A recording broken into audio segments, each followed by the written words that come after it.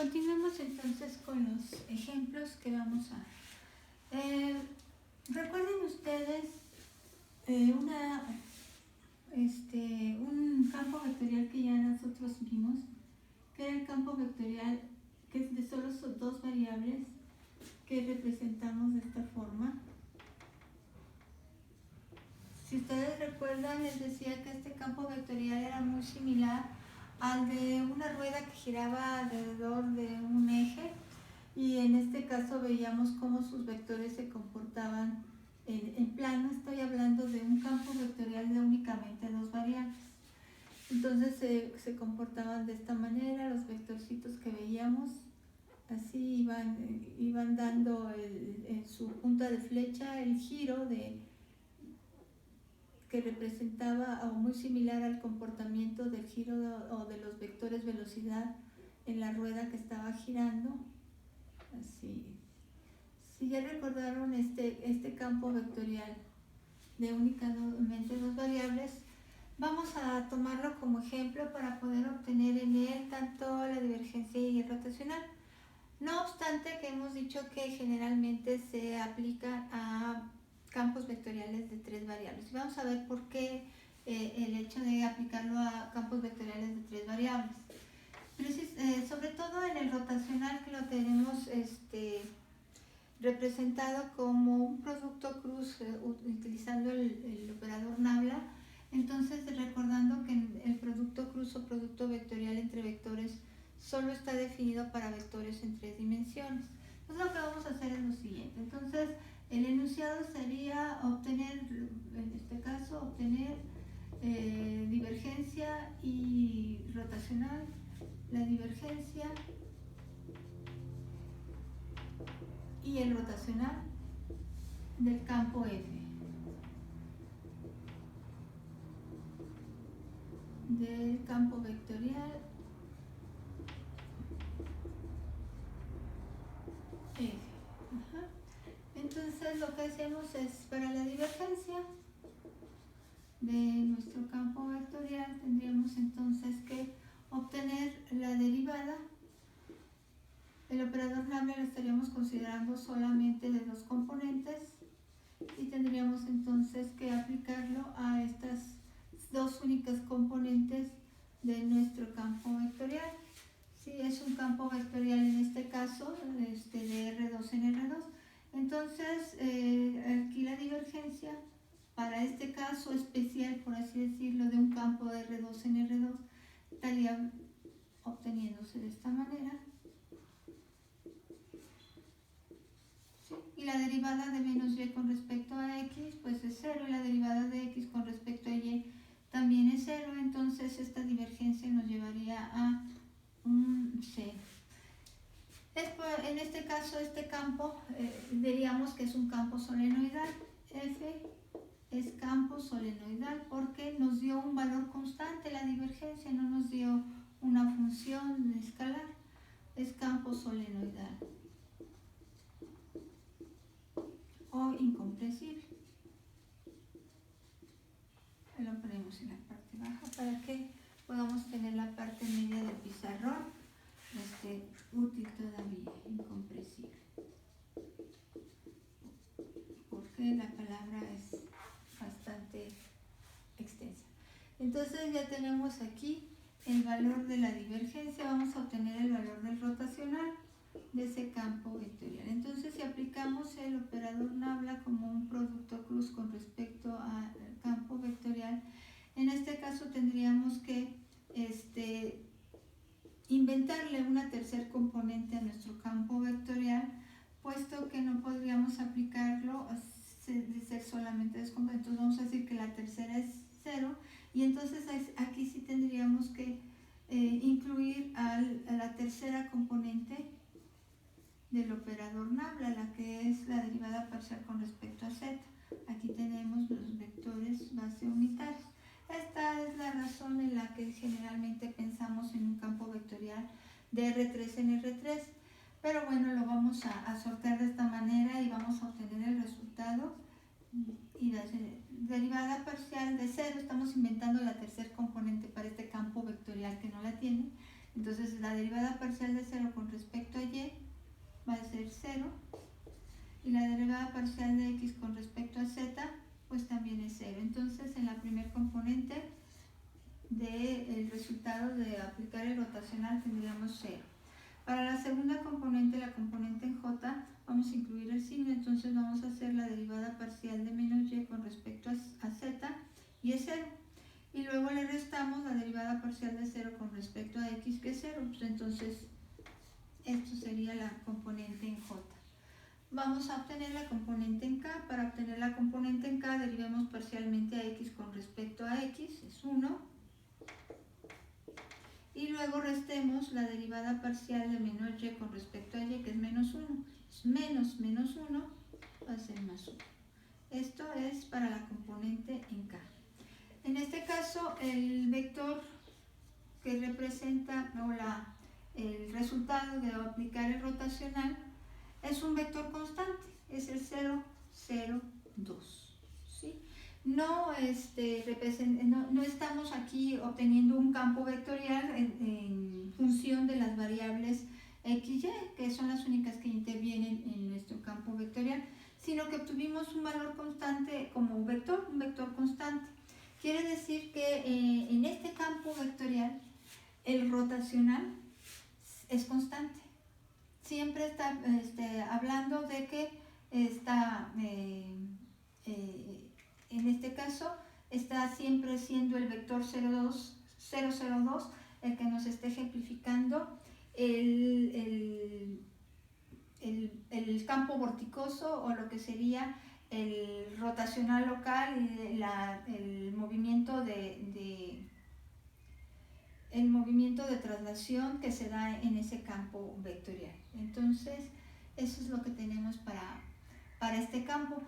Sí tendría que existir el rotacional, y en este caso fue constante, puesto que estábamos hablando de un campo que representaba, que era muy similar al campo que representaba la rotación, todos los vectores que estaban representando la velocidad que alcanzaban todos y cada punto, asociados a todos y cada uno de los puntos de una rueda que estaba girando y cuyo comportamiento lo vemos en esta parte. Entonces, en ello podemos ver, primero, que si tomamos, por ejemplo, cualquier punto en ese campo, pues todos los vectorcitos tienen la misma dirección, tienen diferentes magnitudes, pero tienen la misma dirección, es decir, aquí no divergen ni convergen. Lo mismo podría ocurrir aquí, o podría ocurrir aquí, o podría ocurrir aquí, o en cualquier otro punto en los cuales no dibujé los vectores. Pero estos vectores siempre se mantienen en la misma dirección, ¿sí?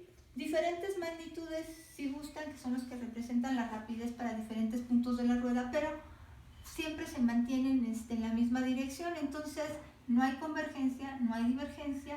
Ese campo, en cualquier punto donde se mida, va a ser siempre 0, ¿sí? Y en este caso es un campo que está representando de alguna forma vectores que siempre están describiendo este movimiento, siempre van en esta dirección si los medimos en cualquiera de estos puntos, o en esta dirección si los medimos en cualquiera de estos puntos, o así, están representando esta dirección en los vectores de velocidad que determinan.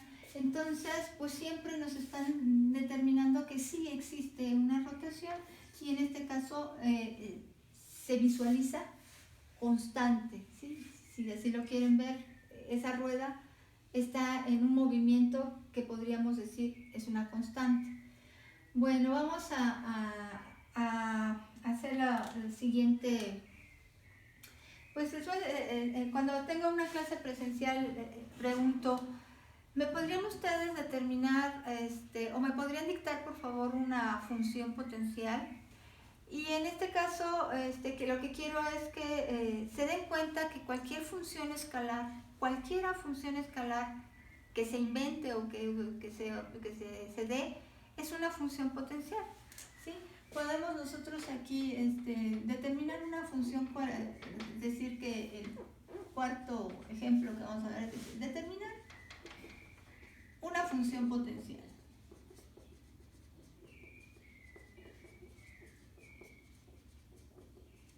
Sí.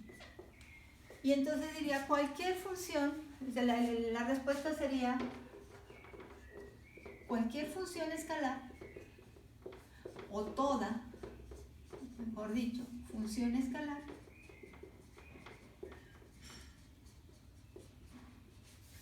es una función potencial.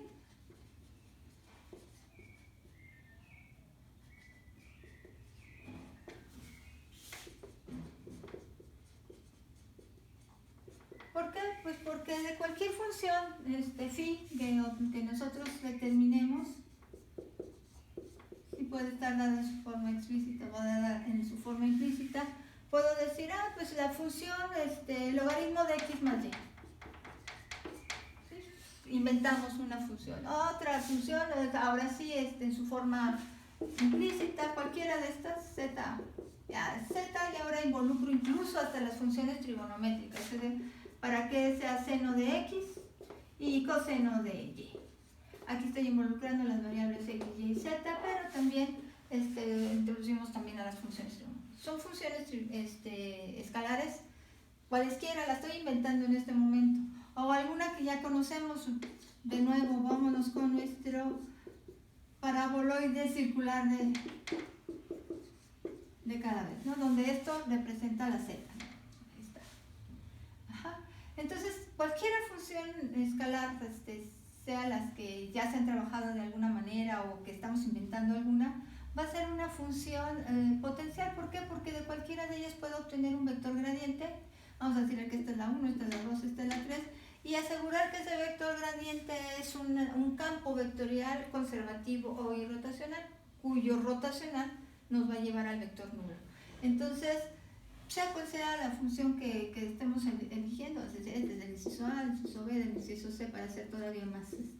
Entonces, si coloco o si inicio con la función escalar que acabo de inventar en el inciso A, que le di el nombre de phi 1, pues vamos a decir que el gradiente de esa función va a ser nuestro campo vectorial, que es conservativo, y por consiguiente, pues phi 1 es una función potencial.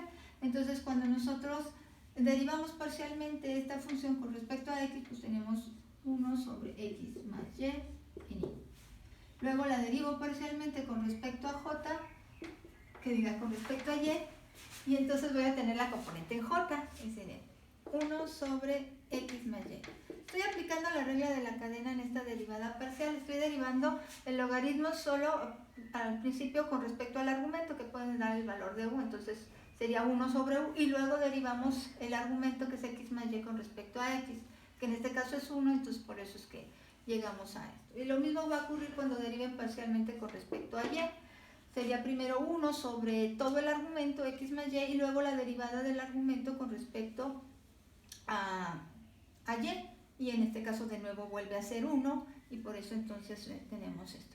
Esto sería nuestro gradiente para la primera función escalar que inventamos en el inciso A. Si ese es el gradiente, estoy segura que este rotacional va a ser 0. Entonces nosotros vamos a tener un campo de dos componentes, pues entonces vamos a necesitar determinar que la tercera la hacemos 0, porque requerimos una tercera, ¿sí? Por eso decíamos que requerimos de un campo en 3 dimensiones, pero podemos trabajarlo con campos en 2 y tener este caso de nuevo como el anterior. Entonces aquí ponemos o colocamos los elementos del operador Nagla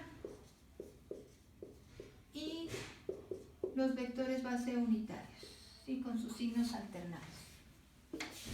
Y el rotacional de este gradiente va a ser entonces la derivada de 0 con respecto a y es 0, la derivada de x más y de 1 sobre x más y con respecto a z es 0, entonces en este caso es 0 en y. Luego para j tendríamos la derivada de 1 de x más y con respecto a z, pues es 0, y la derivada de 0 con respecto a x es 0. Y por último, derivemos 1 sobre x más y con respecto a y, entonces esto va a ser, necesitamos de nuevo de la regla de la cadena, entonces vamos entonces a tener x más y a la menos 1 es 1 sobre x más y a la menos 2, por menos 1. Entonces aquí tendríamos menos 1, así. Entonces todo lo consideramos como si estuviera elevado a la menos 1, entonces al derivar con respecto a y sería todo elevado a la menos 2, o sea, menos 1, menos 2, y entonces ese menos 1 está multiplicando, entonces tendríamos menos 1 sobre x más y a la 2, y la derivada de la parte dentro del paréntesis con respecto a y pues sigue siendo 1, entonces al aplicar la regla de la cadena llegamos a esto y vamos a obtener exactamente lo mismo cuando derivemos x más y, 1 sobre x más y con respecto a x, tendríamos que, sería 1 sobre todo esto a la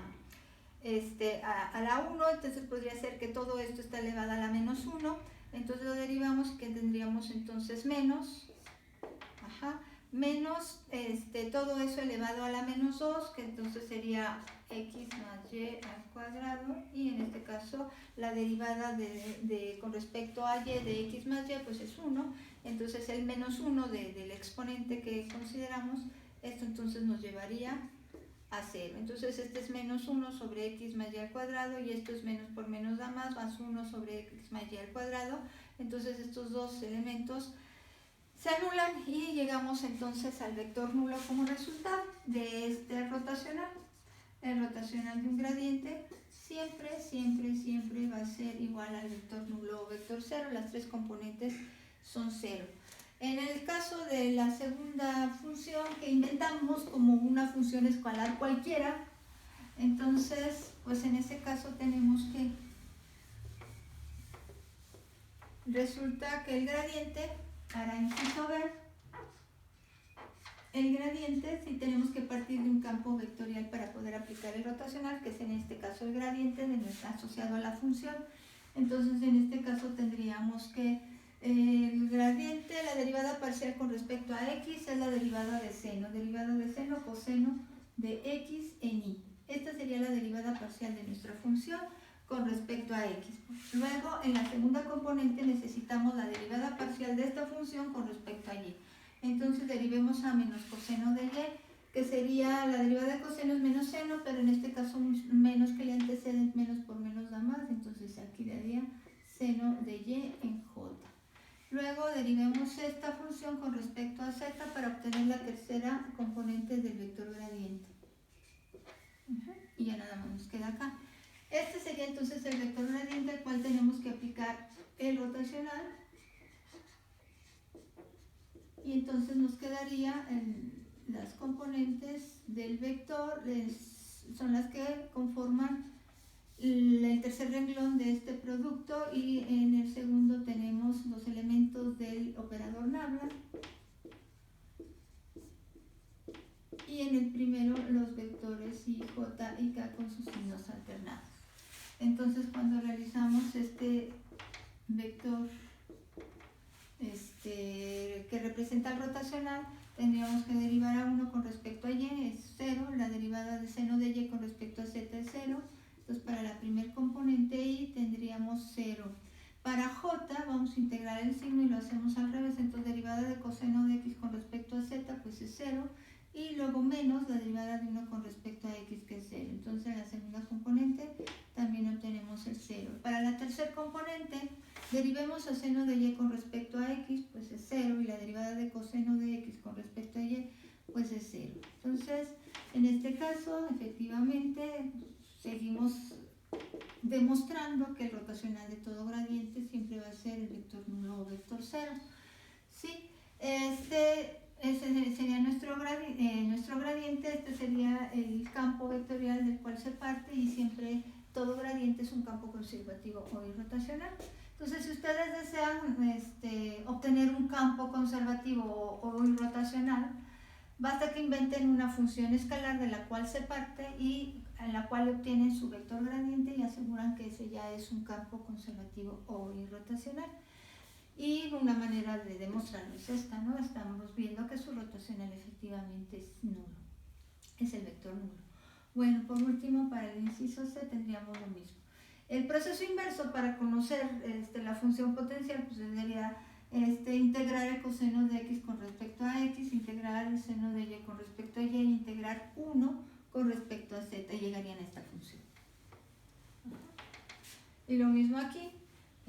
Aquí en este caso está nuestro campo conservativo.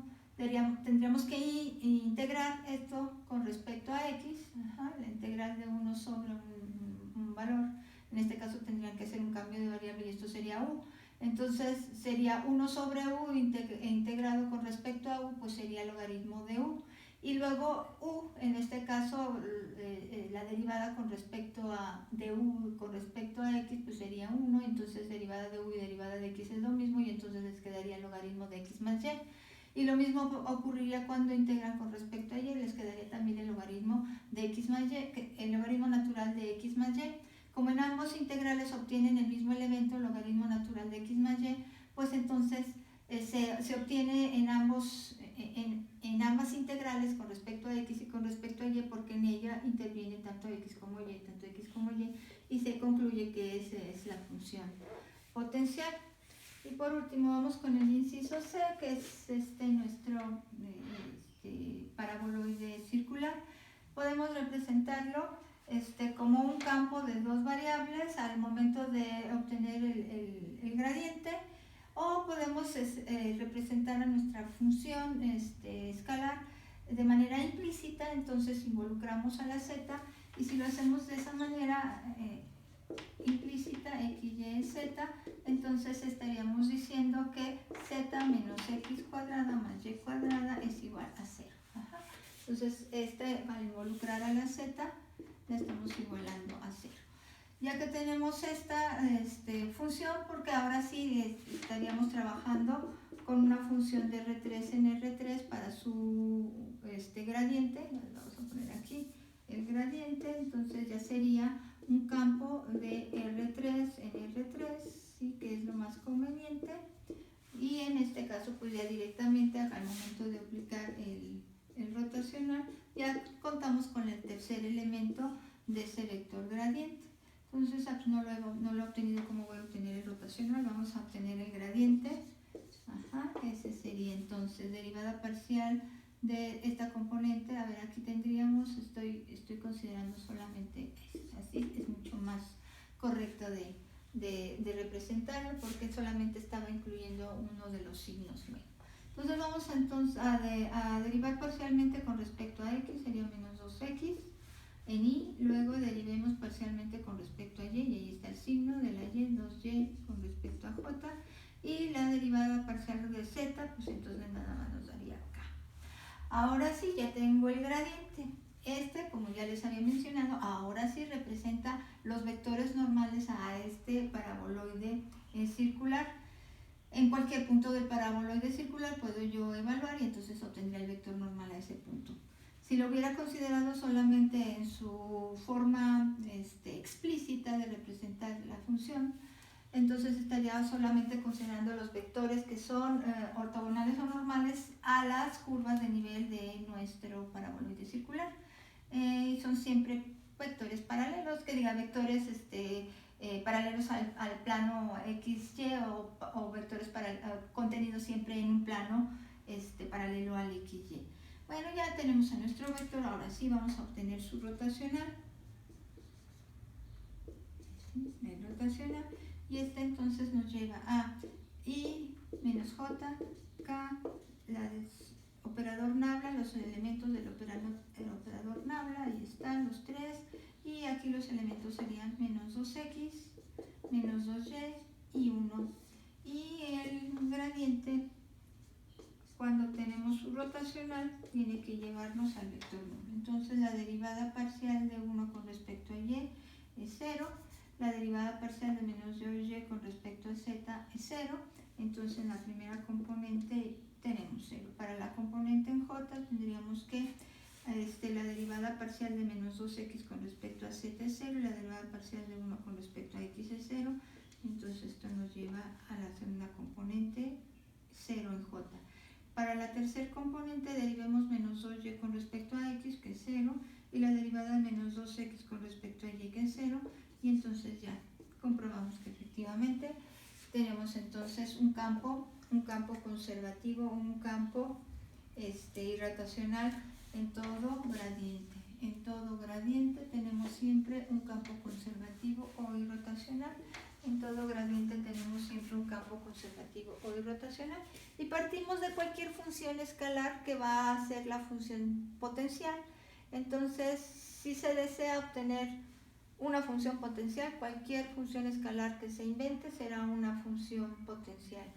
Y si desean obtener un campo conservativo o irrotacional, pues partan de esta función arbitraria y lleguen a obtener su gradiente, y con ello estarán garantizando un campo conservativo o irrotacional, y lo podemos ver aquí.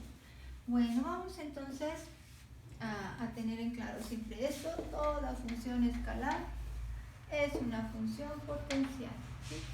Es muy importante. Bueno, realicemos entonces vamos a obtener solo dos ejemplos más de estos. Voy a proporcionarles algunos otros ejercicios resueltos a través de este archivo para que podamos tener más ejemplos resueltos. Vamos entonces a ver solamente dos ejemplos más de aplicación del rotacional y la divergencia a campos vectoriales.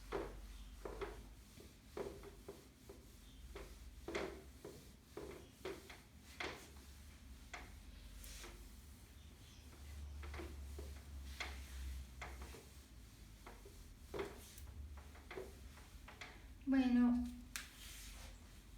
uno de los campos vectoriales en el cual aplican el rotacional para corroborar que efectivamente es un campo conservativo y rotacional, es el campo vectorial que está determinado por la ley de Hooke.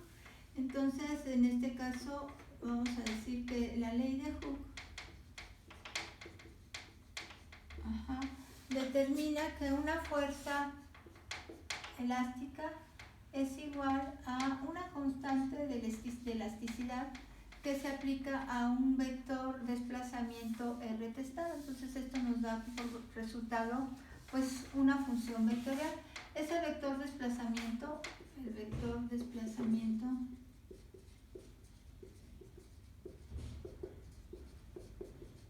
pues es el vector que determina para cualquier punto x, y, z en el sistema coordenado cartesiano. Vamos a decir que se desplaza pues en lo que representaría su vector de posición. Entonces, cuando tenemos cualquier punto en el sistema de R3, un desplazamiento lo podemos representar así. Estamos desplazándonos hasta el punto x, y, z, y esto sería el vector. El campo vectorial que representa esa fuerza elástica pues sería uno que tenemos que decir K es la constante de elasticidad,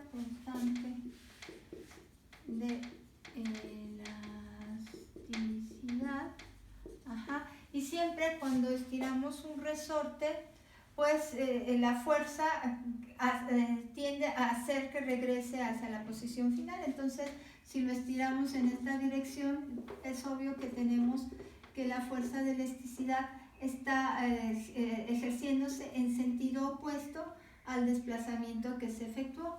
Entonces, en este caso la pueden representar así o la pueden representar de esta manera: K por X en Y menos K por Y en J menos K por Z en K, o bien es decir que tengo un escalar por el vector X en Y más Y en J o más Z en K. Con cualquiera de estas representaciones ya tenemos el vector o campo vectorial que representa esa fuerza elástica. Bueno, entonces vamos a comprobar que F es un campo conservativo. Es campo conservativo o irrotacional. ¿Sí? Pues bueno, entonces tendríamos que aplicar el rotacional y vamos entonces a determinar cuál sería este. Sería entonces, aquí tenemos las componentes menos x, menos ky y menos kz. Pueden ustedes aplicar lo que sería dentro de las propiedades del rotacional que vimos el rotacional de un escalar por un campo vectorial. Entonces, voy a colocar en este lado porque aquí voy a... Sí, acá.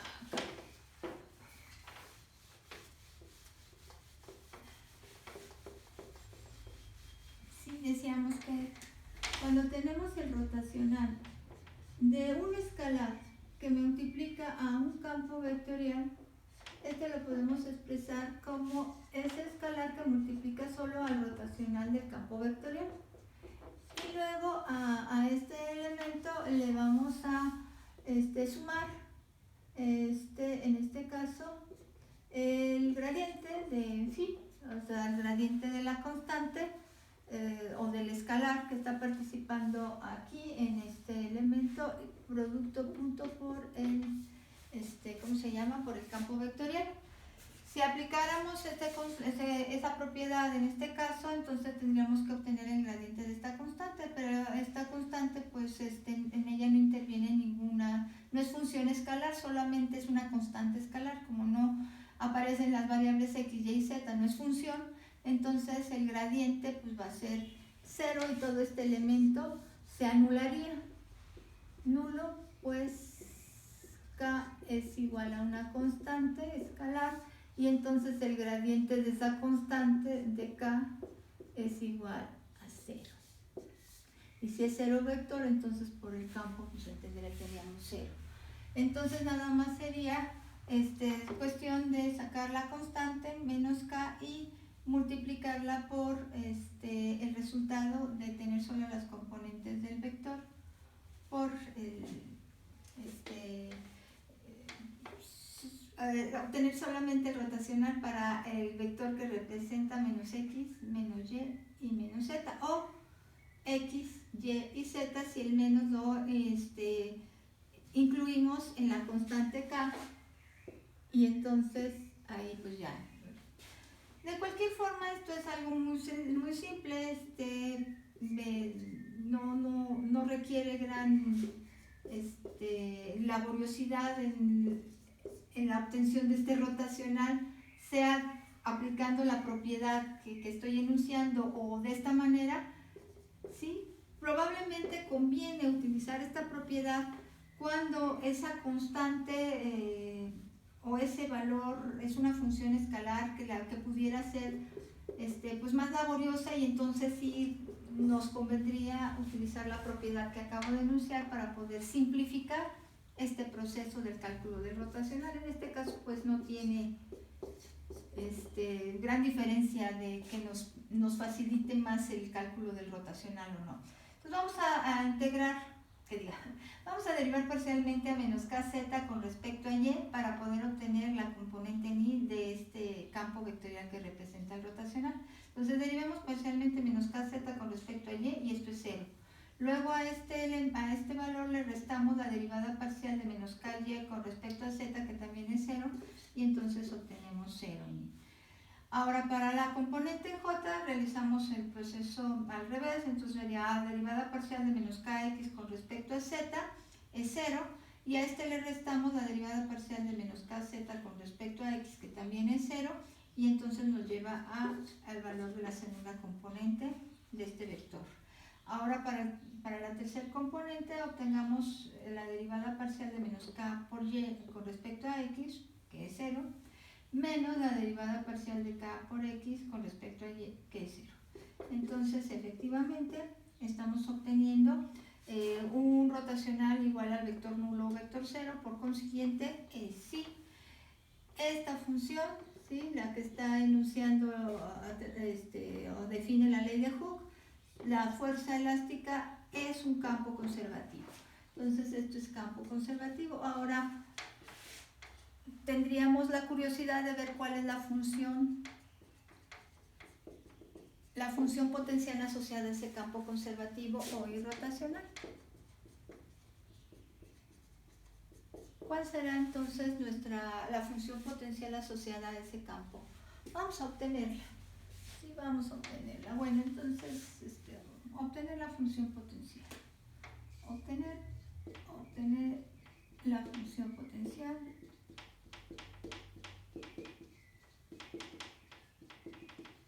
del campo conservativo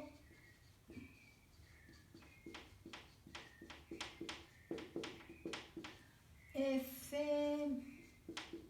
igual a menos K por R. Ajá. Vamos entonces a igualando el campo F a el gradiente de phi, la función potencial que andamos buscando. Tendríamos F, ¿dónde anda F? Bueno, lo vamos a ver de esta manera. Ajá, sí, es igual. Entonces sería menos K aquí por X en Y, menos K por Y en J, menos K por Z, ajá, K. Esto debe de ser, este vector que representa la fuerza elástica debe de ser igual al gradiente, es decir, a la derivada parcial de phi con respecto a X, más la derivada parcial de phi con respecto a Y, más la derivada parcial de phi con respecto a Z en K. Igualamos componente a componente y tenemos que la derivada parcial de phi con respecto a X debe ser igual a menos Kx. Por consiguiente, si vemos nuestra diferencial phi va a ser igual a menos Kx por la diferencial, de X. Si deseo conocer a phi, pues hago el proceso inverso, entonces voy a integrar de manera que quede solo phi, aquí la integral, y entonces me queda la integral de menos Kx diferencial de X. Aquí menos K es una constante, entonces pueden ustedes por las propiedades de la integral tener solo esto. Esto entonces me lleva a que el valor de phi obtenido de esta manera es igual a x cuadrada sobre 2 menos K por x cuadrada entre 2. Y esto, como es una integral indefinida, tenemos que agregar una constante de integración que debe de ser aquella que está en función de las otras variables que intervienen en ese campo vectorial. Este debe estar en función de y y de z, que son las otras variables. Ahora vamos a obtener para la segunda componente el mismo procedimiento y para la tercera componente el mismo procedimiento, y de esa manera ya visualizamos cuál es el valor de la función potencial phi que buscamos. Entonces vamos a decir que la derivada parcial, la derivada parcial de phi con respecto a y va a ser igual a menos Ky, entonces ya sabemos que la derivada, que diga que la diferencial phi es igual a menos K por la diferencial de y, de manera que cuando integramos tenemos solamente el valor de phi, y en este caso menos Ky diferencial de y. Bueno, esto ya sé que el resultado va a ser menos Ky cuadrada sobre 2 más una constante de integración que debe estar en función de x y de z, que son las otras dos variables que no intervienen aquí. Hacemos el mismo proceso para la última, la tercera componente, z, y en este caso es menos k por z, de la tercera, esto debe ser igual a esto, y entonces tenemos que la diferencial de phi menos kz, diferencial de z, y phi entonces será la integral de menos k por z cuando se integra con respecto a z, y esto sería entonces menos k por z cuadrada sobre 2 más una constante de integración que sería la que involucre los elementos en los cuales no participa z y que estarían en función de y y x o x y y. Bueno, si se fijan, en este caso todos los elementos que se obtuvieron en las integrales, en las tres integrales, son elementos únicos. Aquí solamente x cuadrado sobre 2 por k por menos k, aquí solo y cuadrado sobre 2 por menos k, y aquí solo z cuadrado sobre 2 por menos k. Entonces phi va a estar representada por la suma de esos tres elementos que se obtuvieron. Y en ese caso, entonces, esa es nuestra función potencial que buscamos. El de menos k pueden ustedes factorizar el menos k y ya nada más quedaría por x cuadrada sobre 2 más y cuadrada sobre 2 más z cuadrada sobre 2. Incluso también pude haber factorizado el menos 2 aquí de una vez. Y entonces ya nada más me queda así.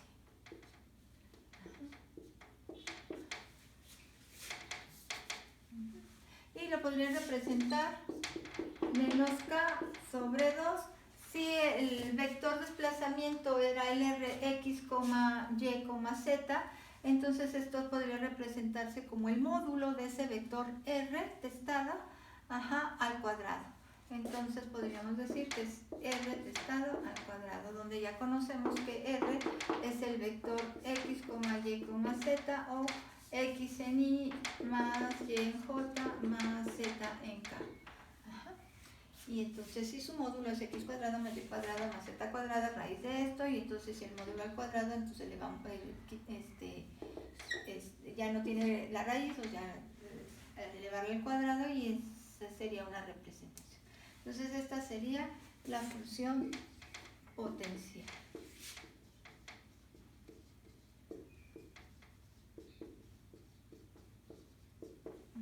Esa sería la función potencial. O si la representan de esta manera, pues así. Ok, eso para la fuerza elástica representa la ley de Hooke. Vamos entonces ahora a mencionar lo que sería, o de dónde vamos a obtener lo que es las invariantes de segundo orden. ¿Sí? Los invariantes de segundo orden u operadores de segundo orden son los siguientes. Vamos a suponer que si yo hago una tablita en la que voy a colocar el operador con el que hasta ahora hemos estado trabajando, que puede ser desde el gradiente, uno de los operadores con los que hemos trabajado para una función phi, o podemos colocar aquí la divergencia. Hemos obtenido la divergencia de un campo vectorial, o el rotacional. Sí, el rotacional.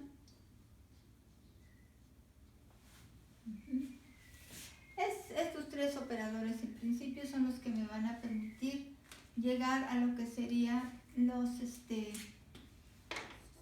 operadores o invariantes de segundo orden. ¿Qué es lo que hacemos? Bueno, decimos, vamos a analizar qué es en cada uno la función, el tipo de función que entra a este operador, o el tipo de función al cual se aplica ese operador, y cuál es el campo vectorial que resulta. Entonces vamos a decir, se aplica, y ya no quiere, entonces vamos a continuar con estos de colores, porque ya se aplica.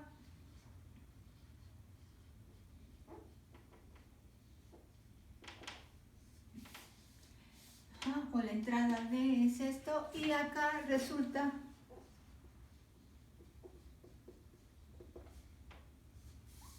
entonces un gradiente se aplica a una función escalar o campo escalar. Entonces aquí la entrada es una función escalar a la que hemos estado llamando últimamente phi. Entonces esta función escalar es a lo que aplicamos el operador gradiente, y el resultado es un campo vectorial o función vectorial. A la salida obtenemos un vector. Vamos ahora a ver la divergencia. Para la divergencia, ¿qué es lo que entra, o a qué aplicamos la divergencia? La divergencia la aplicamos a un campo vectorial.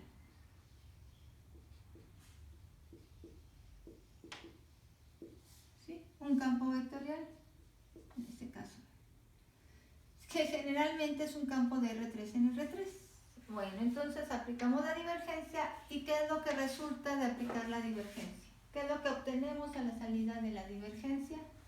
Un valor escalar, una función escalar o un valor constante escalar. Eso es lo que obtenemos a la salida de la divergencia, una función escalar. Ahora, al operador rotacional, ¿lo aplicamos a qué? A un campo vectorial.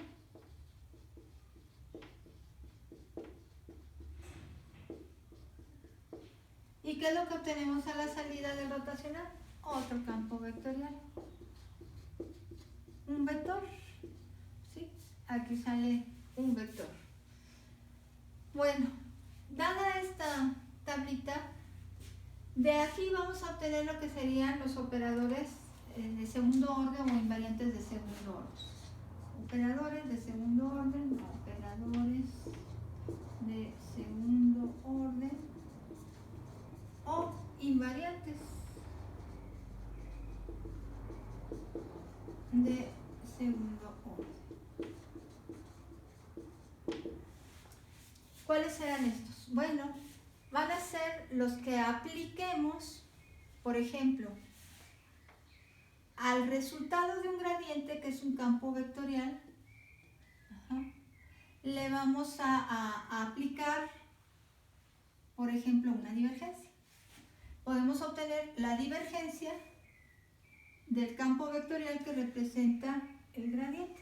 Entonces, tenemos que a una función escalar aplicamos el gradiente, obtenemos con ello un campo vectorial a la salida del gradiente, o el gradiente mismo es el campo vectorial, y luego a ese campo vectorial le aplicamos la divergencia y vamos a tener de salida una función escalar. Entonces, eso sería la divergencia de un gradiente.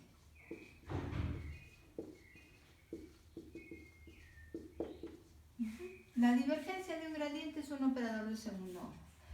Y en este caso se representaría así: divergencia de un gradiente. O también la pueden representar así: el operador nabla al cuadrado aplicado a la función. Esa sería la divergencia de un gradiente. ¿Qué podemos también obtener como un operador de segundo orden? Vamos a ver, o un invariante de segundo orden. Este campo vectorial que salió del gradiente puede también entrar al rotacional. Entonces podríamos tener el rotacional de un gradiente. Pero el rotacional de un gradiente ya sabemos que resulta rotacional de un gradiente. ¿Sí? Es el que hemos estado obteniendo, el rotacional de un gradiente. Ya sabemos que el rotacional de un gradiente siempre es el vector nulo. El rotacional de un gradiente es un operador de segundo orden o invariante de segundo orden. ¿Qué otra combinación podemos tener? Entonces, este campo vectorial que obtenemos del gradiente ya pudo ser la entrada de una divergencia, ya pudo ser el campo vectorial que entra en un rotacional. Vamos a ver ahora esta función escalar que sale de la divergencia, o que obtenemos al aplicar la divergencia, puede ser la entrada pues solo del gradiente. Entonces podríamos tener la divergencia ahora de un gradiente, al revés, que diga, sí, lo que sale de la divergencia entra el gradiente de una divergencia. El gradiente de una divergencia. Lo que sale de la divergencia va a ser la entrada del gradiente. Entonces, gradiente de una divergencia. Gradiente de una divergencia. Entonces tendríamos que obtener el gradiente de la divergencia.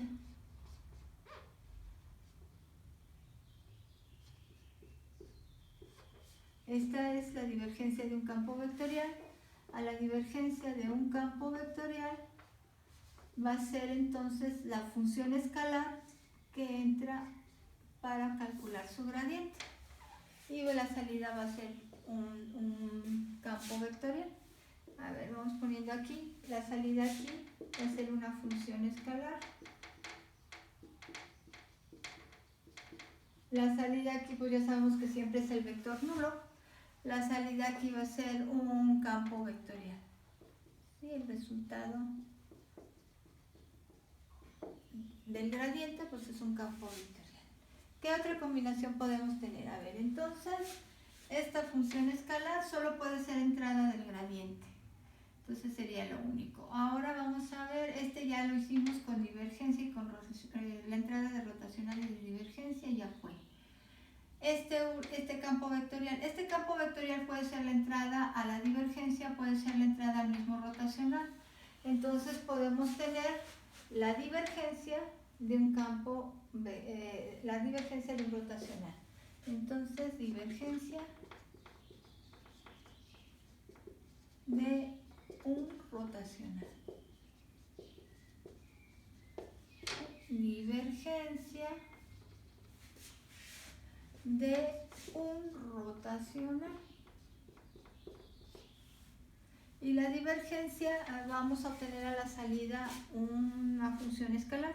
Sin embargo, esta divergencia de un rotacional, les mencionaba yo hace un momento cuando tuvimos la demostración de que el rotacional de un gradiente cero, les mencionaba yo que esto siempre nos va a llevar al valor cero escalar. Entonces, les decía yo que todo rotacional es un campo vectorial que representa un campo solenoidal. Todo rotacional es un campo solenoidal, del cual su divergencia siempre es cero. Y por último, decíamos que un rotacional de un rotacional.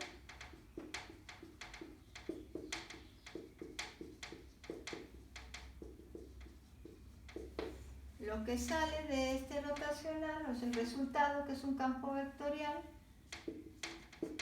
va a ser la entrada de otro rotacional. Entonces tendríamos el rotacional de un rotacional. Y esto nos resulta un campo vectorial. Ajá.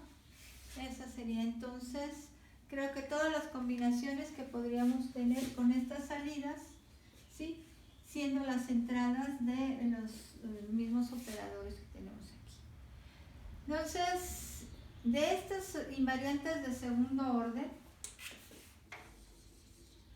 nos va a ocupar el primero, lo que representa la divergencia de un gradiente, porque a este invariante de segundo orden se le conoce como el laplaciano.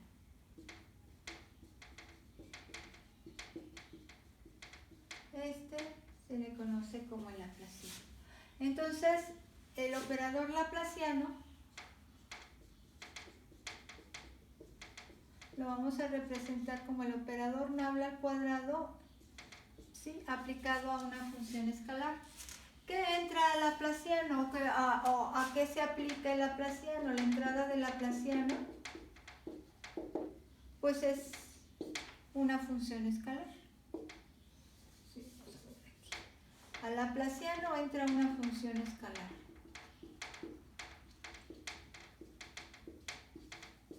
Que al ser la divergencia de un gradiente, pues en realidad esta phi es lo que entra al gradiente. Entonces, ya que se obtiene el gradiente, este resultado del gradiente entra a la divergencia y lo que obtenemos a la salida del laplaciano, una función escalar. Entonces entra una función escalar y sale una función escalar del laplaciano. Ese es el laplaciano original, ¿sí? El que obtenemos de la divergencia de un gradiente. Vamos a ver más adelante cómo hacen una extensión de este concepto y lo pueden aplicar a un campo vectorial, pero este es el laplaciano que se origina de la divergencia de un gradiente. Y vamos a ver entonces cómo se representan los valores de esa función escalar. Entonces voy a tener que borrar esta parte.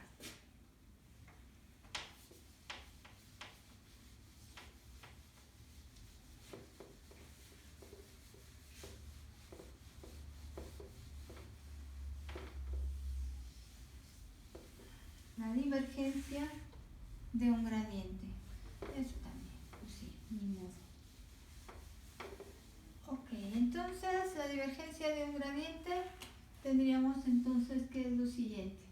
Tenemos entonces nuestro gradiente como la derivada de phi con respecto a x, derivada de phi con respecto a y derivada de phi con respecto a z en k. La divergencia de ese gradiente sería derivada parcial de la primera componente del vector que entra a la divergencia, la vamos a derivar únicamente con respecto a x. Entonces, ese primer elemento derivémoslo con respecto a x. Con ello voy a obtener una segunda derivada de la función phi, de la función escalar phi con respecto a x. Ahora, la divergencia me dice que tome la segunda componente del campo vectorial y la derive con respecto a y. Entonces vamos a derivar a phi en segundo orden con respecto a y. Entonces lo que estoy obteniendo es la segunda derivada de phi con respecto a y. Y por último hacemos lo mismo con la tercer componente del campo vectorial que entra al operador divergencia. Y este tercer componente se deriva parcialmente con respecto a z. Entonces estaríamos obteniendo la segunda derivada de phi con respecto a z.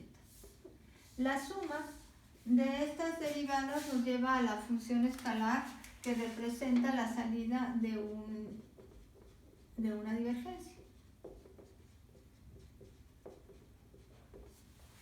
Pero probablemente ustedes ya identificaron la suma de las segundas derivadas no mixtas asociadas a una función escalar. Si recuerdan ustedes, sí, cuando se vio el método de los determinantes o el método de los subdeterminantes o el método de los valores característicos, en el tema 1, la obtención de valores extremos para una función escalar que representaba una superficie, utilizábamos la llamada matriz hessiana. Y la matriz hessiana no era otra cosa más que aquella en la cual teníamos como elementos a las segundas derivadas, tanto las mixtas como las no mixtas, de la función escalar de la cual que estábamos trabajando. Entonces, esa matriz hessiana nos decía la segunda derivada de una función escalar con respecto a x, la segunda derivada de esa función escalar que en un principio fue derivada con respecto a x, aquí la derivamos con respecto a y, la segunda derivada de la función escalar phi que en un principio fue derivada con respecto a x, ahora la derivamos con respecto a z, luego la segunda derivada de phi que fue derivada con respecto a y, la estamos derivando con respecto a x en segundo orden, la segunda derivada de phi que fue derivada con respecto a y, la volvemos a derivar con respecto a y, la segunda derivada de phi que fue derivada con respecto a y, ahora la derivamos con respecto a z, y por el tercer renglón sería la segunda derivada de phi que fue derivada con respecto a z, la derivamos ahora con respecto a x, la derivamos ahora con respecto a y la derivada que en un principio se derivó con respecto a z, en segundo orden la derivaremos con respecto a z. Ajá. Entonces, si recuerdan ustedes a la matriz hessiana, y algunos autores la representan con la letra H mayúscula, pues esa matriz hessiana la traza, es decir, los elementos, la suma de los elementos de la diagonal principal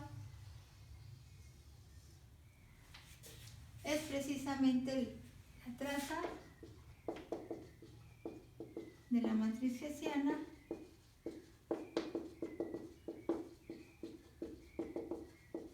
representa al laplaciano.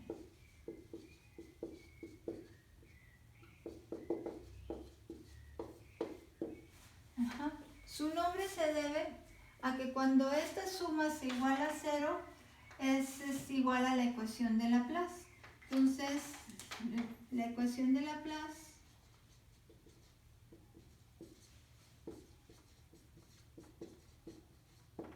es la siguiente. es derivada de segundo orden de una función escalar con respecto a x, es decir, la suma de las derivadas de segundo orden no mixtas.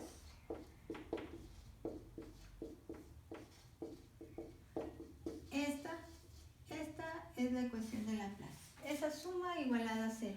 Entonces, dada la similitud que tenía este elemento, este operador o el resultado de tener este operador de segundo grado o invariante de segundo grado, dijeron, esto se parece mucho a la ecuación de Laplace, y de ahí su nombre, ¿sí? Entonces se le nombró el laplaciano.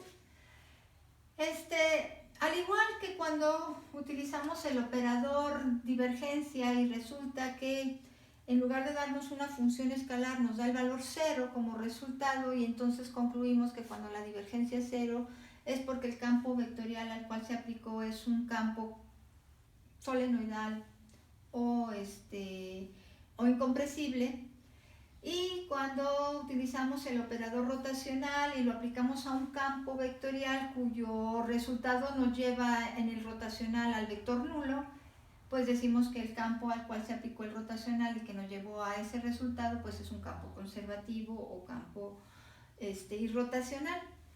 Pues de igual forma resulta que cuando apliquemos el operador laplaciano a alguna función escalar, ¿sí?, y el resultado que se obtenga, en lugar de ser una función escalar, tengamos solamente la constante escalar 0, pues cuando el resultado nos dé 0, diremos que la función de entrada, que en este caso, ojo y cuidado, ya no va a ser una función vectorial como era en la divergencia y el rotacional, sino es una función escalar. Esa función escalar le vamos a llamar una función armónica, porque el laplaciano de ella es igual a 0. Entonces vamos a escribir eso. Cuando el valor del laplaciano aplicado a una función escalar es 0, se dice que la función escalar es una función armónica. Cuando el valor del laplaciano aplicado a una función escalar, y esa es la diferencia con respecto a la divergencia y al rotacional, que aquí estamos hablando de una función escalar de entrada. Cuando el valor de la laplaciano aplicado a una función escalar es 0, es decir, tenemos un laplaciano de phi igual a 0 escalar, entonces se dice que phi, la función escalar,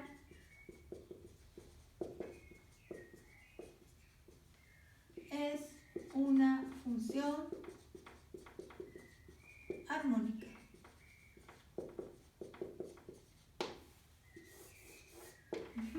Una función armónica. Hace un momento les decía que toda función escalar era una función potencial.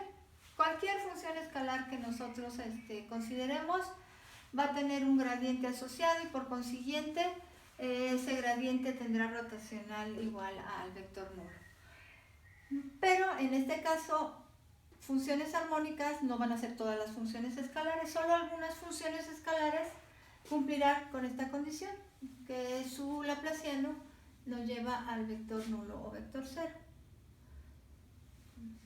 Entonces ese sería el caso de una función armónica. Les decía yo que de alguna manera vieron la manera de aplicar el laplaciano a una función vectorial. Y lo que hicieron fue decir, bueno, si la entrada fuese no una escalar, sino una función vectorial, vamos a considerar que ahora la entrada es un campo vectorial F, cuyas componentes son las FGH de siempre. Si aplico el laplaciano a una función vectorial, ahora diríamos laplaciano en lugar de phi, la función escalar, un campo vectorial, lo que estaría obteniendo sería el laplaciano aplicado a cada componente escalar de este vector. Entonces el resultado sería el siguiente, un campo vectorial también, pero ese campo vectorial lo representaría así. Diría yo, esto es un campo vectorial cuyas componentes serían, la primera componente de este campo vectorial sería en realidad el laplaciano de esta función escalar. El laplaciano de la función escalar f. La segunda componente sería el laplaciano de la componente escalar g. Es una escalar, es una función escalar, pues se le aplica el laplaciano como lo tenemos definido, entonces tenemos. Y por consiguiente ya saben que la tercer componente sería el laplaciano aplicado a la tercer componente de este vector. Entonces sería un vector conformado por tres componentes representadas cada una como un laplaciano, como el laplaciano de una función escalar. Esto sería entonces una extensión que se hizo, por así decirlo, del concepto de laplaciano. Pero el laplaciano original es al cual aplica una función escalar y del cual se obtiene una función escalar. Que si el laplaciano nos da un valor de 0, pues es porque nuestra función escalar es una función armónica. Bueno, entonces, esta es nuestra función armónica. Vamos a ver algunos ejemplos en los cuales aplicamos el laplaciano para poder tener en este caso. Bueno, vamos a ver. Entonces, borramos todo para poder obtener algunos ejemplos de laplaciano.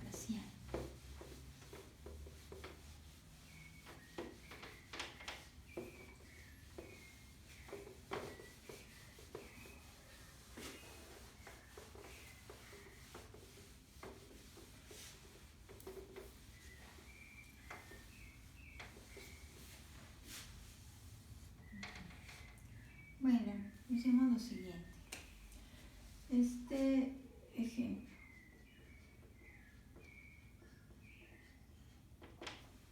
Determinar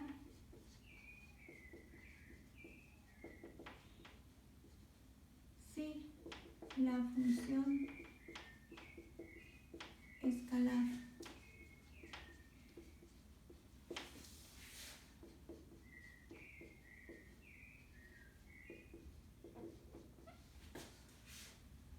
en este caso vamos a poner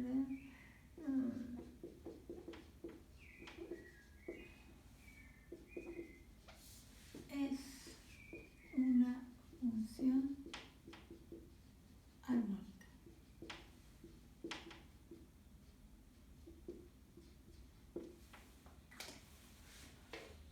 Y entonces si piden que verifiquemos si es función armónica, en ese momento nos damos cuenta que lo que nos piden en realidad es aplicar el laplaciano a dicha función. Entonces vamos a decir si el laplaciano es la divergencia de un gradiente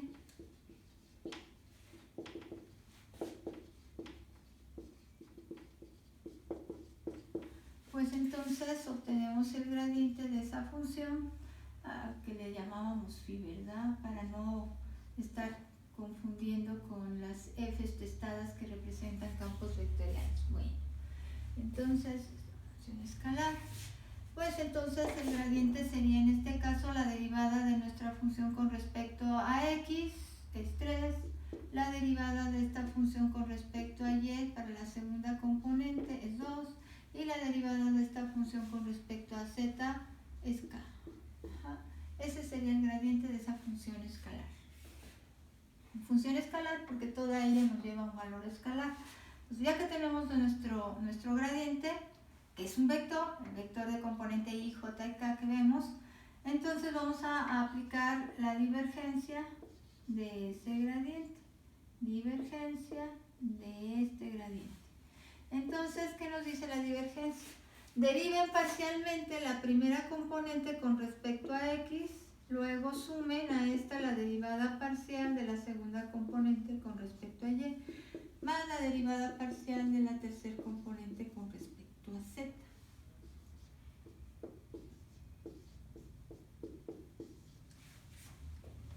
Esto es 0. Si tenemos puros valores constantes en el gradiente, pues entonces esto es 0. Y bueno, digamos que en este caso ya sabía que iba a llegar a 0 por lo siguiente. ¿Qué representa esta función escalar? Esa función escalar representa la ecuación cartesiana de un plano. ¿Sí? Si ustedes se fijan, esta es la ecuación cartesiana de un plano.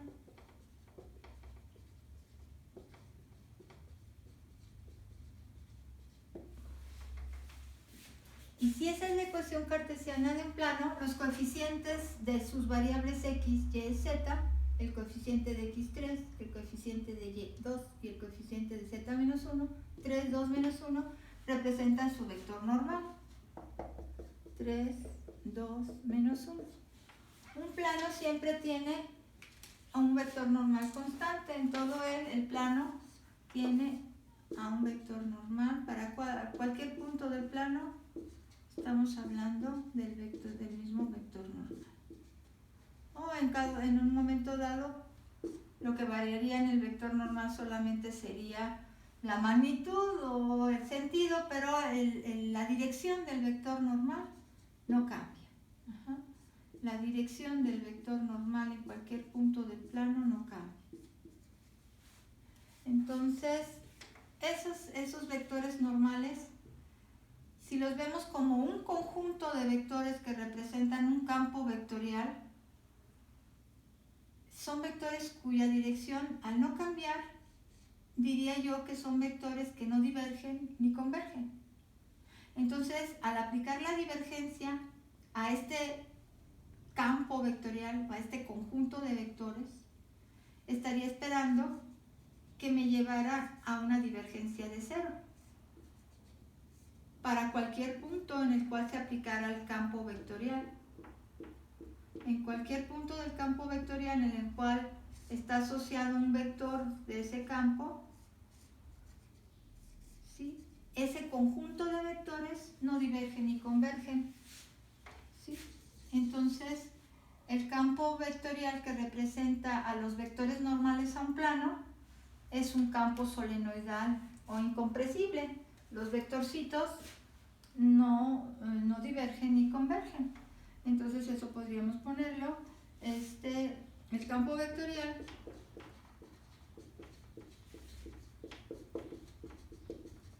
que representa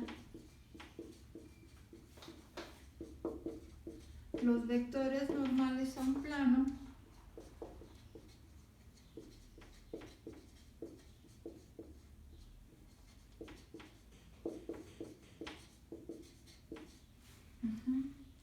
no convergen ni divergen. Siempre mantienen la misma dirección.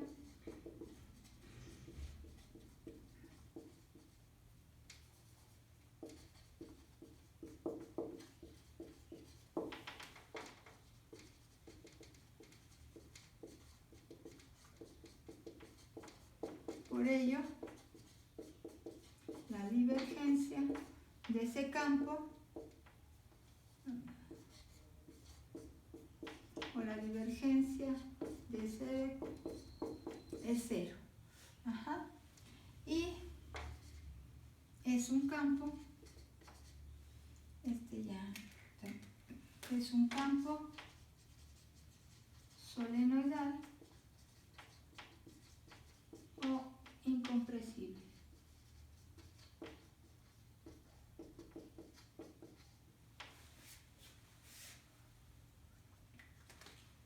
¿Cómo serían los vectores que representan a los vectores normales a una circunferencia? Una circunferencia, ¿Qué circunferencia? Bueno, una circunferencia y todos sus vectores normales. Todos los vectores normales a la circunferencia.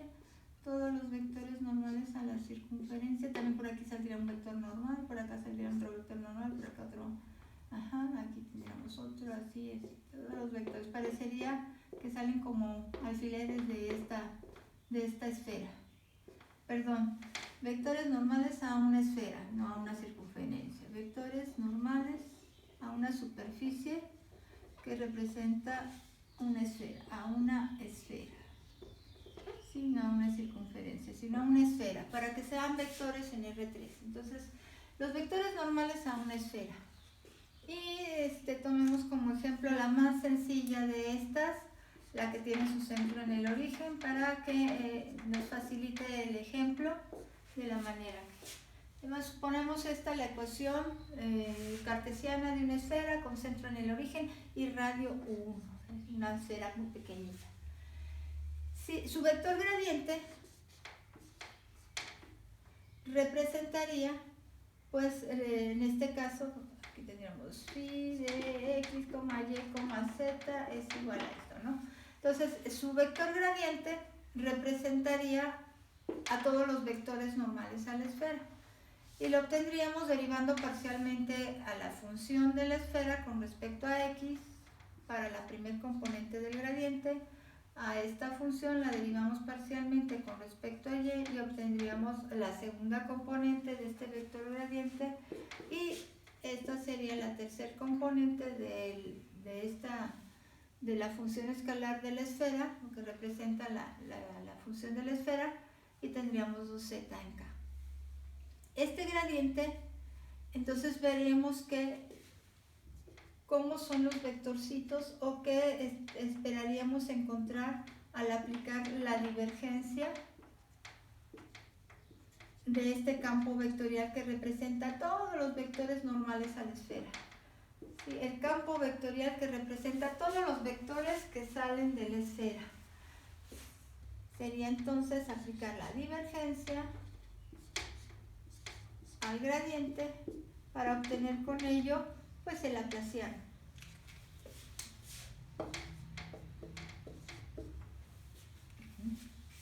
Que es la traza de la matriz hessiana. Entonces vamos a ver. Sería la segunda derivada, a partir de phi, la segunda derivada con respecto a x. Derivemos entonces la primer componente con respecto a x. La segunda componente del campo vectorial que entra a la divergencia, derivémosla con respecto a y. Y la tercer componente de ese vector, campo vectorial, al cual aplicamos la divergencia, derivémoslo con respecto a z. Con respecto a x, con respecto a y y con respecto a z. Y sumemos el resultado de esto. Entonces, la divergencia de un gradiente, que es lo que representa el laplaciano, va a ser igual a una constante. No nos dio una función escalar, no quedó en función de las variables x, y y z. ¿Sí? Nos dio un valor constante escalar, el 6. Eso quiere decir que en cualquier punto de ese campo vectorial donde se mida o se vea el comportamiento de los vectores alrededor de ese punto, veremos que la divergencia siempre es positiva. Valor constante, valor escalar, constante, siempre positivo. Una divergencia positiva, una divergencia de ese gradiente siempre positiva. Los vectores en cualquier punto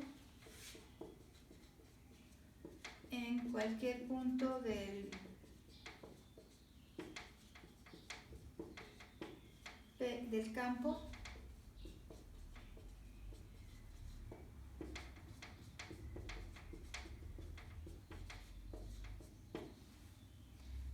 divergen.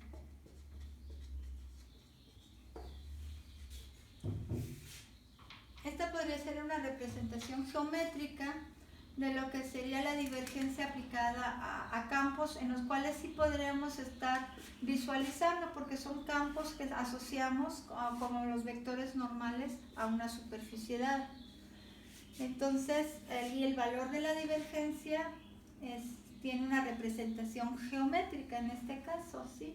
Y podemos ver que efectivamente sí se visualiza que esos vectores divergen en cualquier punto de la superficie.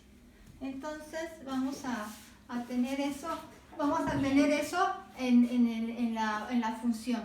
Bueno, entonces veamos otro ejemplo en el que aplicamos el laplaciano.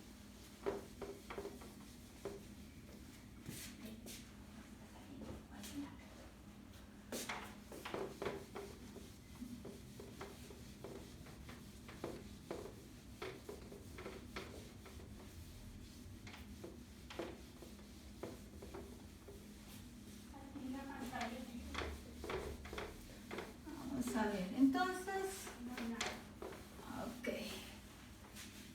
otro ejemplo.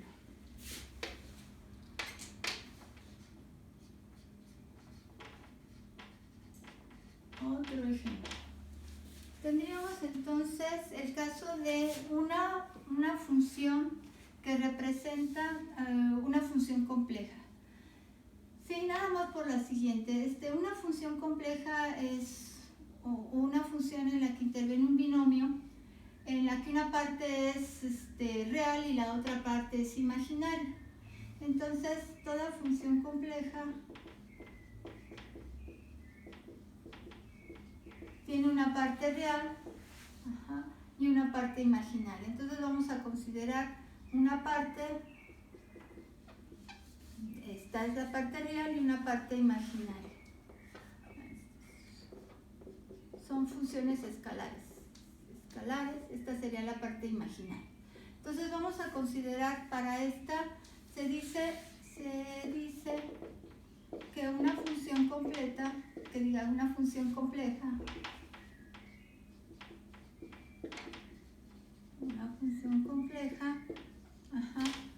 es analítica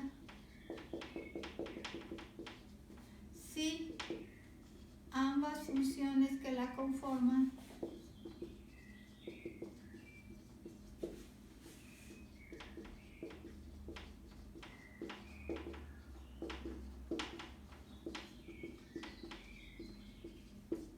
la real y la imaginaria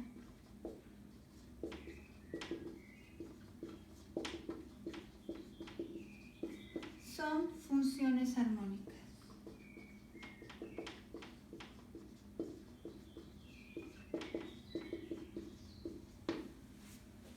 Son funciones armónicas.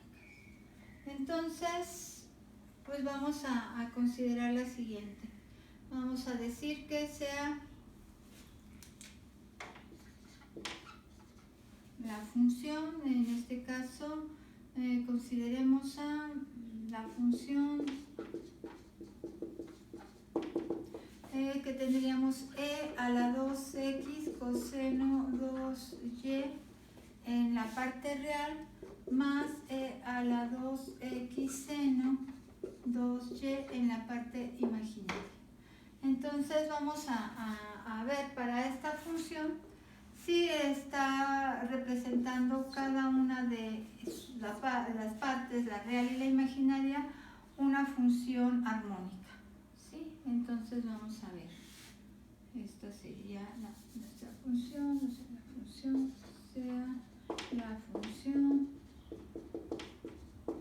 tenemos entonces una función, en este caso le vamos a ponerle otro nombre para que pueda ser phi1 y phi2, los valores en los cuales vamos a decir que es phi1 de x, y, la parte real, y phi subíndice 2 de x, y, la parte imaginaria. Entonces esta es la parte imaginaria de una función y esta es la parte real. Bueno, aquí lo ven. Entonces vamos a demostrar que esta es una función compleja analítica porque ambas partes, la parte real y la parte imaginaria, son funciones armónicas. Es decir, apliquemos el laplaciano a ambas. El laplaciano entonces nos estará diciendo lo siguiente. El laplaciano de la primera función sea phi igual a e a la 2x coseno 2y, obtendríamos el gradiente de phi 1 como la derivada parcial de esta función con respecto a x. Al derivarla con respecto a x estaríamos obteniendo la derivada de e a la 2x con respecto a x es e a la 2x. Aplicando la regla de la cadena o convolución tendríamos ahora que derivar el exponente que es 2x con respecto a x y es 2. Entonces sería 2e a la 2x y en este caso esta parte es constante, entonces nada más la repetimos con respecto a x. Ya derivé la función con respecto a x. Para poder obtener el gradiente, esta sería la primer componente del vector gradiente. Ahora derivemos esta función con respecto a y para obtener la segunda componente del gradiente.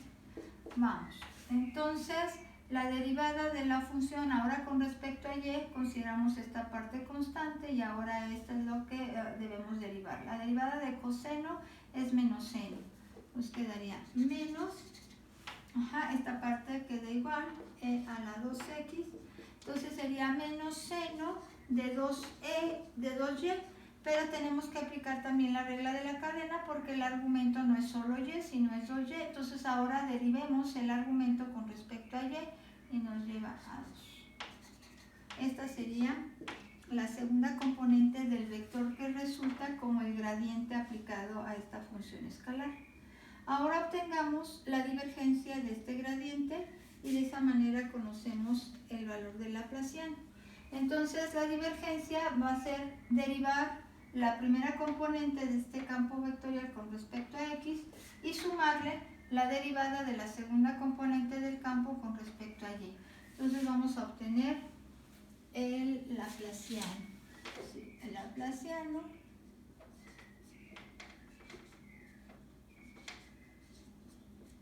va a ser igual a lo siguiente.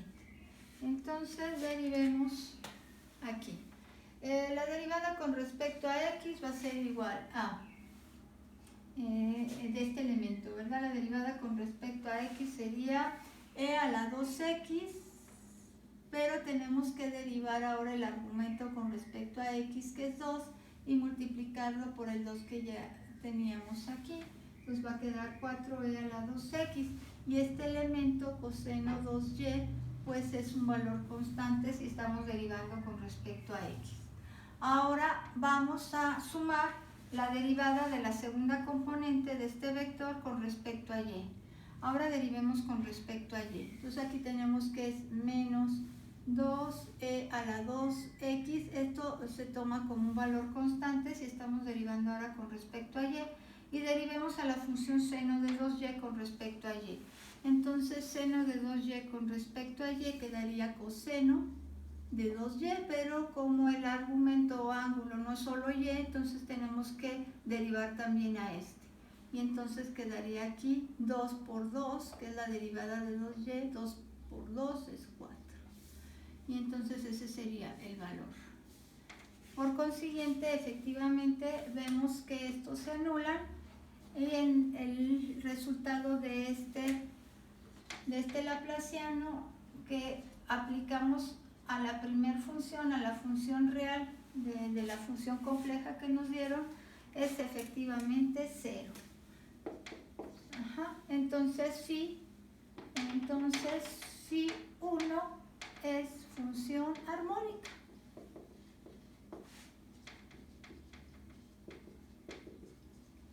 Se realiza lo mismo con la función que representa la parte imaginaria, que es phi 2, y vamos a obtener, si ustedes visualizan, algo muy similar.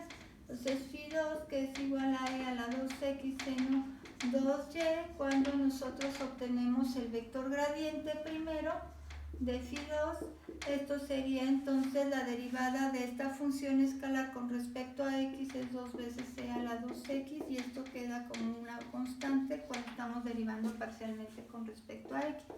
Y esta sería la primer componente del vector gradiente. Ahora vamos a sumar la derivada de esta función con respecto a y y obtendremos la segunda componente del gradiente. Entonces tendríamos esto como un valor constante, derivemos al seno, sería coseno de 2y y tenemos que aplicar la regla de la cadena, entonces aquí quedaría la derivada de este argumento con respecto a y, y esta sería la componente j del vector gradiente. Ahora sí obtengamos el laplaciano de esta segunda función, que sería la divergencia del gradiente, y entonces vamos a derivar parcialmente la primer componente de este vector de entrada a la divergencia solo con respecto a x, pues quedará 4e a la 2x seno 2y. Ajá. Entonces derivamos solamente esta parte con respecto a x y obtenemos entonces esto. Derivemos ahora la segunda componente solo con respecto a, ahora esta solo con respecto a x y esta solo con respecto a y. Entonces aquí consideramos esto como un valor constante porque ahora estamos derivando con respecto a y, pero la derivada de coseno de 2y es menos seno de 2y y tenemos que aplicar regla de la cadena y ahora derivar también el argumento, y este entonces sería 2. Entonces ese 2 multiplica este 2 y entonces aquí nos queda 4. Y así esto se anula también y vemos que efectivamente la parte imaginaria, que es la función escalar φ2, es también una función armónica. Entonces φ2, la parte imaginaria, es función armónica y ambas partes, la real y la imaginaria, son armónicas. Por consiguiente, sí, como dice aquí, la función compleja, es una función analítica porque ambas partes que la conforman son funciones armónicas. Sí, ese sería entonces. Vamos a ver un último ejercicio en el cual se aplica a un campo vectorial el laplaciano. Y con ello entonces estaríamos obteniendo ya ejemplos de los operadores vistos, tanto los de los invariantes de primer orden, la divergencia y el rotacional, como el invariante de segundo orden, que es el laplaciano. Entonces vamos a tomar un campo vectorial cualesquiera.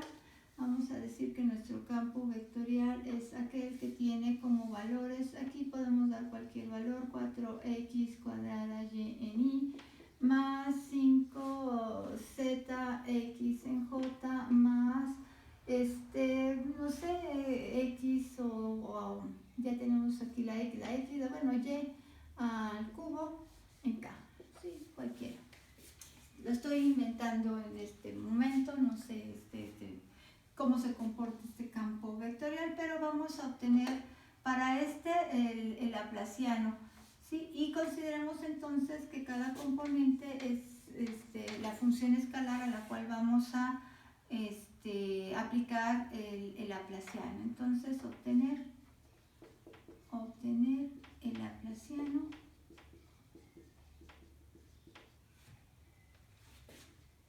del campo vectorial F.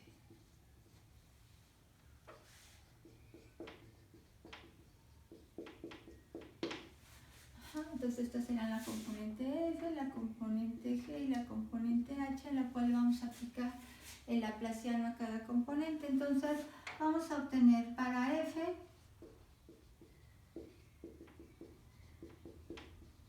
su vector gradiente será derivada parcial con respecto a x, 8xy en y, derivada parcial con respecto a y, 4x cuadrada j, derivada parcial con respecto a z, 0k.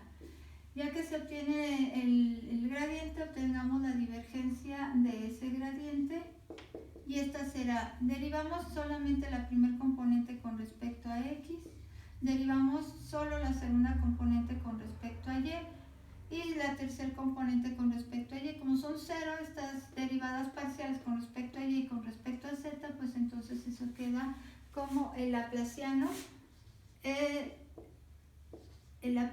que aplicamos solamente la primer componente de este vector. Vamos a obtener para g, que tiene el valor 5zx, el laplaciano.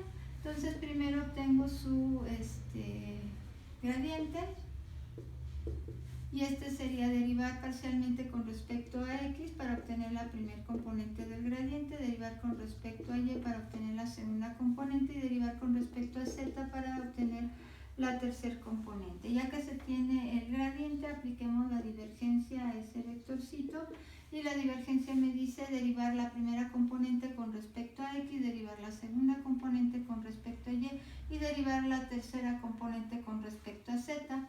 Eso me lleva a que este campo, esta función escalar tiene un laplaciano cero, es decir, este es una función, armónica. Ajá. Vamos para la última componente, la componente que es, en este caso, y al cubo. Ajá. Y al cubo, vamos a obtener su gradiente y entonces derivemos esta función con respecto a x, derivemos la función con respecto a y derivemos la función con respecto a z. Ya que obtenemos esa derivada, obtengamos la divergencia de ese gradiente y entonces la derivada con respecto a x de la primera componente es 0, la derivada de la segunda componente con respecto a y es y la derivada de la tercera componente con respecto a z es 0, la suma de 0 más 6y más 0 es 6y y ese sería entonces el valor del laplaciano aplicado a la tercera componente del vector de entrada o del campo vectorial que está entrando. Entonces tendríamos aquí que el resultado sería el siguiente. Vamos a decir que el laplaciano aplicado a ese campo vectorial nos va a dar el vector conformado por los tres laplacianos que obtuvimos. El laplaciano asociado a la primer componente, el laplaciano asociado a la segunda componente del vector y el laplaciano asociado a la tercera componente del vector.